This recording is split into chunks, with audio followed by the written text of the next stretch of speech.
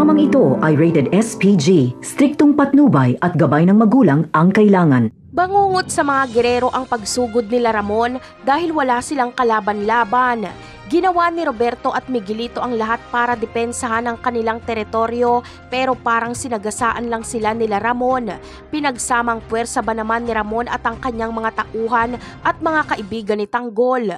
Unang nasapul ng bala ay si Miguelito at habang gustong iligtas ni Jackie si Miguelito ay nabaril din si Jackie. Habang si Roberto naman ay nakipagmano-mano kay Ramon. Bagamat nakapalag siya pero kalaunan ay nanaig pa rin si Ramon. Kulang kasi sa experience si Roberto sa pakikipaglaban kaya binalibag lang siya ni Ramon. At habang nakahandusay si Roberto ay babarilin siya ni Ramon. Kapag mamatay si Roberto, Miguelito at Jackie ay si Gustavo na lang ang matitira sa mga gerero. Sa kabilang banda naman ay ngiting tagumpay na si Lucio dahil tuluyang nahulog si Tanggol sa tulay at sumabog pa ang sasakyan. Ayon kay Lucio ay oras na para kunin ang pabuya kay Mayor Roberto. Paldo na naman umano sila. Pero matatameme lang ito si Lucio kapag mapatay ni Ramon si Roberto dahil wala nang magbabayad sa serbisyo nila Lucio.